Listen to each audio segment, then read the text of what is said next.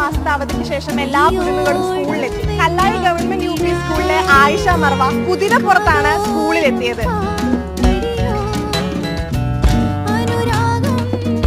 സ്വന്തം കുതിരയാണോ? അപ്പൊ എന്നും ഇങ്ങനെ കൂടെ കൊണ്ട് നടക്കുന്ന കുതിരയാണോ? കുതിരയുടെ പേരെന്താ? അബൂസുൽത്താൻ. എത്ര കാലമായി കുതിരേനെ കൂടെ കൂട്ടിയിട്ട്? 2.5 വർഷം. കുതിരയെ ഒപ്പം കൂട്ടിയപ്പോൾ സ്കൂളിൽ ആയിഷ മർവ സ്റ്റാറായി.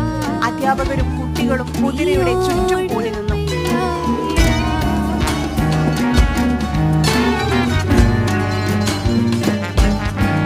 നിങ്ങൾക്ക് ഇഷ്ടമായോ? ഇടിയുണ്ടോ?